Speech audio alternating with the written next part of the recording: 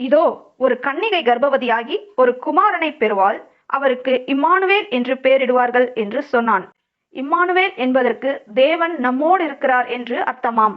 அவர் இன்றைக்கும் நம்மோடு கூட இருக்கிறார். அவர் ஆதியிலிருந்தே மனிதனோடு எப்படியெல்லாம் இருக்கிறார், அவர் என்னவாக இருக்கிறார், இன்றைக்கு அவர் நம்மோடு கூட எப்படி இருக்கிறார், என்னவாக இருக்கிறார் என்பதை தான் இன்னைக்கு நம்ம பார்க்க போறோம். நான் உன் வாயோடே இருந்து நீ பேச வேண்டியதை உனக்கு போதிப்பேன். ஏன் கர்த்தர் மோசேக்கு இந்த வார்த்தைகளை சொல்றாருன்னு சொன்னா, அவனை கர்த்தர் ஒரு பெரிய வேலைக்காக அழைக்கும் போது எனக்கு பேச தெரியாது, எனக்கு பேச வராது, எனக்கு மந்த நாவுன்னு சொல்லி அவன் காரணங்களை சொல்லுகிறான். இன்றைக்கு கர்த்தர் உங்களை பார்த்து சொல்லுகிறார், உங்களை ஒரு வேலைக்காக கர்த்தர் அழைத்திருந்தால், உங்களை அவருடைய ஊழியத்தை செய்யும்படியாய் அழைத்திருந்தால், ராஜ்யத்தின் சுவிசேஷத்தை அறிவிக்கும்படியாய் அழைத்திருந்தால், சாக்கு போக்கு சொல்லாதீர்கள். என்னால் முடியாது, எனக்கு பேச வராது, பேச தெரியாதுன்னு சொல்லாதீங்க. கர்த்தர் உங்களுக்கு சொல்லுகிறார், நான் உன் வாயோடே இருந்து உனக்கு பேசுவேன். யோசுவா 1:5 நீ உயிரோடு இருக்கும் நாளெல்லாம் ஒருவனும் உனக்கு முன்பாக எதிர்த்து நிற்பதில்லை. நான் மோசேயோடு இருந்தது போல உன்னோடும் இருப்பேன். நான் உன்னை விட்டு விலகுவதும் இல்லை, உன்னை கைவிடுவதும் இல்லை. யோசுவா மோசேக்கு பிறகு இஸ்ரவேல் ஜனங்களை அந்த வாக்குத்தத்தத்தின் தேசத்துக்கு கொண்டு போகிறான். அப்போ அவனுக்குள்ள ஒரு பயம். அப்ப கர்த்தர் சொல்றாரு, நீ பயப்படாத, நீ உயிரோடு இருக்கும் நாளெல்லாம் உனக்கு முன்பதாக ஒருவனும் நிற்பதில்லை. ஏன்னா நான் மோசேயோடு இருந்தது போல உன்னோடு கூடவும் இருப்பேன். மோசேயோடு இருந்து செய்த பயங்கரமான காரியங்களை கர்த்தர் யோசுவாவோடும் இருந்து செய்தார்.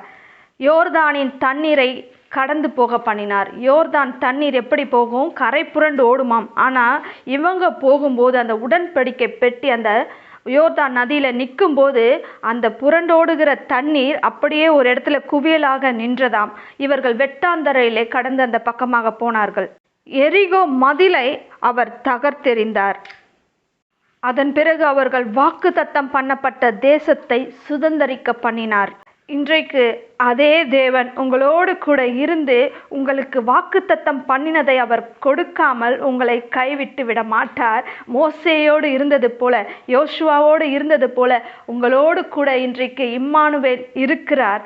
அவர் இருந்து பெரிய காரியங்களை செய்வார். உங்களை விட்டு விலகுவதும் இல்லை, உங்களை கைவிடுவதும் இல்லை. 1 சாமுவேல் 3:19-20 ஆகிய வசனங்களை நான் வாசிக்கிறேன். சாமுவேல் வளர்ந்தான், கர்த்தர் அவனுடனே கூட இருந்தார். அவர் தம்முடைய எல்லா வார்த்தைகளிலும் ஒன்றையாகிலும் தரையிலே விழுந்து போக விடவில்லை. சாமுவேல் கர்த்தருடைய தீர்க்கதரிசிதான் என்று தான் முதல் பெயர்சபா மட்டுமல்ல சகல இஸ்ரவேலருக்கும் விளங்கினது. கர்த்தர் சாமுவேலை அழைக்கும் போது அவன் ஒரு இளைஞனாய் இருந்தான். அவனை அழைத்து அவனுக்கு சில காரியங்களை சொல்றாரு. சொல்லி அதன் பிறகு கர்த்தர் அவனோடு கூடவே இருக்கிறார். சாமுவேல் இடத்துல சொன்ன ஒரு வார்த்தையும் அவர் தவறி போக விடவில்லை. எல்லா வார்த்தைகளையும் அவர் நிறைவேற்றினார்.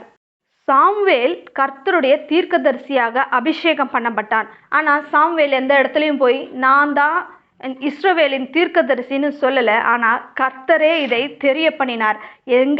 தான் முதல் பெயர்சபா மட்டுமுள்ள சகல இஸ்ரவேலருக்கும் விளங்கும்படியாய் கர்த்தர் அவனை வழி நடத்தினார். இன்றைக்கு கர்த்தர் உங்களுக்கு அப்படிப்பட்ட ஆசீர்வாதத்தை வைத்திருந்தாரானால், அப்படிப்பட்ட அபிஷேகத்தை உங்கள் மீது வைத்திருந்தாரானால், நீங்கள் ஒரு தீர்க்கதரிசியாக அபிஷேகம் பண்ணப்பட்டிருப்பீர்களே ஆனால் அது உங்களுக்கு நல்லாவே தெரியும். கர்த்தர் உங்களை வெளியே கொண்டு வருவார். நீங்கள் யார்கிட்டே சொல்ல தேவையில்ல. கர்த்தர் உங்களை தீர்க்கதரிசியாக அபிஷேகம் பண்ணி இருக்கிறார் என்று இந்த உலகம் உங்களை காணும். கர்த்தர் உங்களோடு கூட இருந்து செய்ய போகிற காரியம் பயங்கரமாயிருக்கும்.